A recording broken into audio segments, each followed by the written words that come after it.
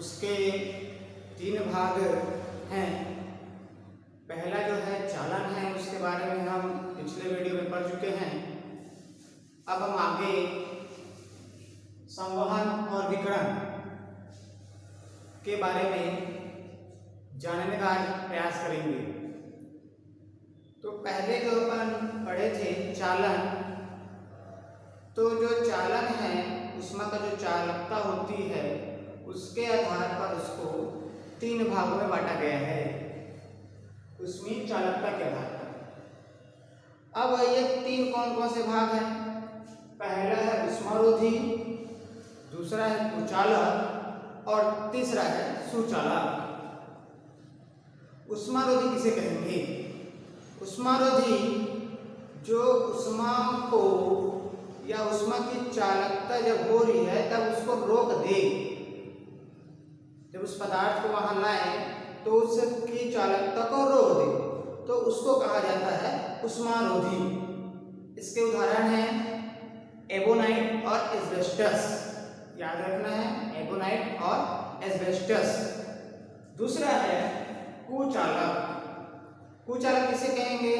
जिसमें किसी भी प्रकार की ऊष्मा की चालन ना हो, जिसमें ऊष्मा का चालकता ना हो, उसे बोलेंगे कुचालक।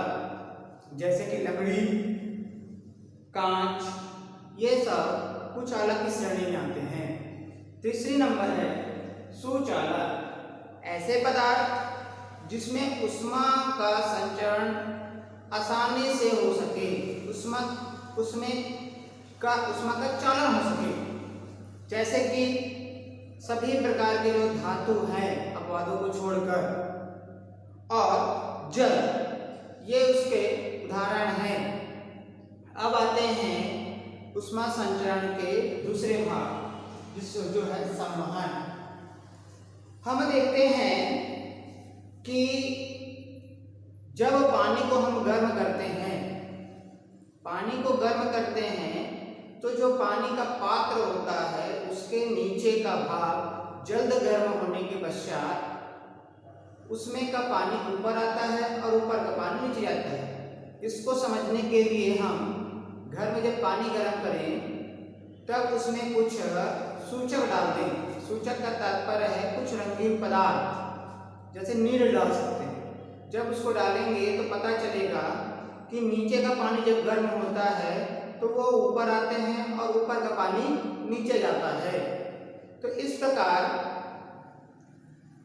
जो द्रव है उसमें ऊष्मा या गर्माहट या गर्म होने की क्रिया प्रारंभ होती है। हमारे दैनिक जीवन में हम देखते हैं कि यदि हम समुद्र किनारे जाते हैं, तालाब किनारे जाते हैं, जब हम दिन में जाएंगे तो क्या होगा और जब शाम को जाएंगे या रात को जाएंगे तो क्या होगा। तो इस चित्र के माध्यम से देखते हैं कि जब दिन में हम नदी किनारे बैठे हुए हैं या समुद्र किनारे बैठे हुए हैं, तो जो दिन में रेत जो होते हैं वो जल्दी गर्म हो जाते हैं। जल्दी गर्म होने के कारण वहां की वायु हल्की हो जाती है। हल्की होने के कारण गर्म हवा ऊपर उठ जाती है, ऊपर उठ जाती है। इसके बजाय नदी के ऊपर का जो पानी हवा होता है वो ठंडी होती है। तो जब गर्म हवा ऊपर उठती है तो ठंडी हवा उसका स्थान ले लेती है। तो हम दिन में जाते हैं तो रेत के ऊपर हम खड़े होते हैं तो रेत गर्म लगता है, लेकिन नदी से के सामने से आता या समुद्र से आता हुआ हवा हमको ठंडा महसूस होता है। इसी तरह हम यदि रात में जाते हैं तो रात में जाएंगे तो क्या होगा भाई? रात में रेत के पास हम खड़े हैं तब क्या होगा? रात में रेत जल्दी ठंडी हो जाती है और ठंडी होने के कारण इसकी हवा नदी की होगी और नदी का पानी दिन भर में गर्म हो जाने के कारण इसका जो हवा होता है वो गर्म होकर हल्की हो जाती है और ऊपर उठने लगती है, जिसका स्थान रेत से आने वाली हवा दे देती है। इस प्रकार रेत से आने वाली हवा ठंडी होती है नदी की तरह, और नदी से आने वाली हवा रेत के पास अभी हम खड़े हैं तो वहां पर हमको गर्म महसूस होता है। ये जो प्रश्न है कारण बताओ में आता है। कारण बताइए कि रेत के पास खड़े व्यक्ति को दिन में, रेत के पास खड़े व्यक्ति को दिन में नदी से या समुद्र से आती हुई हवा ठंडी क्यों लगती है। इस तरह इसमें भी रात में रेत के पास या नदी किनारे खड़े हुए व्यक्ति को नदी से आता हुआ हवा गर्म क्यों लगता है।